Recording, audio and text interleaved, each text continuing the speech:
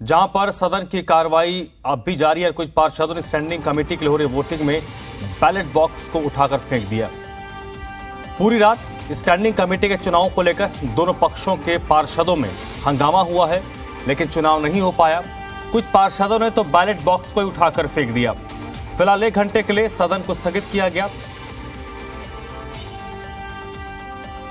कल मेयर चुनाव से शुरू हुई सदन की कार्रवाई अब तक जारी है। मेयर और डिप्टी मेयर का चुनाव तो हो गया, लेकिन स्टैंडिंग कमेटी के सदस्यों के चुनाव को लेकर हंगामा हो गया और यह हंगामा इतना बढ़ गया कि सदन को कई बार स्थगित किया गया। कई बार सदन 1 घंटे के लिए तो कई बार 15-15 मिनट के लिए सदन की कार्रवाई स्थगित की गई।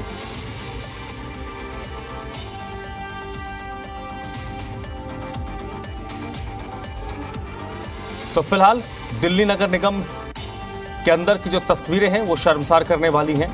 मेयर और डिप्टी मेयर के चुनाव तो हो गए, लेकिन स्टैंडिंग कमेटी के सदस्यों का जो चुनाव है वो अखाड़े की वजह बन गया। 6 सदस्यों के लिए चुनाव होना है, जिसके लिए आम आदमी पार्टी ने 4 प्रत्याशी मैदान में खड़े किए हैं। वहीं भारतीय जनता पार्टी की तरफ से 3 उम्मीदवारों को मैदान में उतारा गया है।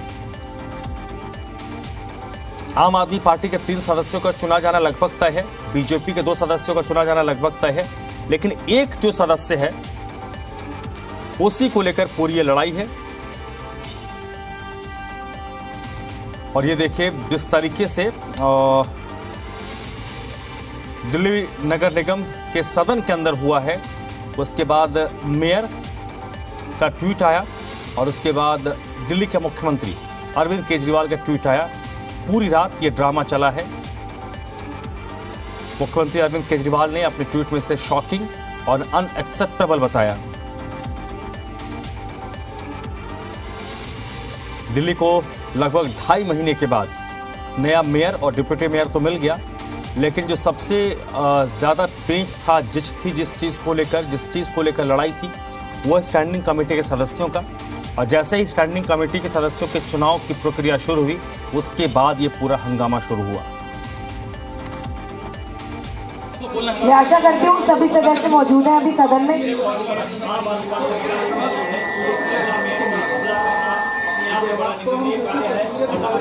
ठीक है, तो एक काम करते हैं सचिव जी, थोड़ा सा हाउस को क्लीन कराइए, दीजिए कितना गंद मच गया, और हम 1 घंटे के बाद दोबारा से हाउस को शुरू करें। और भारतीय जनता पार्टी के लोगों के पास नंबर नहीं है। वो गुंडागर्दी से स्टैंडिंग कमेटी बनाना चाहते हैं। वो चाहते हैं चुनाव किस तरह टल जाए, लेकिन माननीय उच्चतम न्यायालय ने कहा हुआ है कि चुनाव कराना है और हम चुनाव कराने के लिए तैयार हैं। लेकिन भारतीय जनता पार्टी के लोग बार बार वेल में आके हंगामा कर रहे हैं। और अब तो देखिए कि अब तो उनकी प्रकाष्ठा इतनी हो गई कि बोतलें चलाई गई। जो मेयर है हमारी, उनके ऊपर, जो शैली ओबरॉय है, उनके ऊपर मारपीट की गई। इस प्रकार का प्रकरण भारतीय जनता पार्टी के लोगों का क्या लोकतंत्र के अंदर उसको जस्टिफाई कोई कर सकता है? माननीय सुप्रीम कोर्ट के आदेश की वो अवहेलना करने का काम कर रहे हैं। सबसे सर्वोच्च संस्था देश की जो है वो माननीय उच्चतम न्यायालय है, उनके इंटरव्यू के बाद ही चुनाव हो रहा है, वरना भारतीय जनता पार्टी तो कभी चुनाव नहीं कराती। और आज दिल्ली के लोग ये देख रहे हैं कि किस प्रकार से गुंडागर्दी करके वो स्टैंडिंग कमेटी का चुनाव टालना चाहते हैं।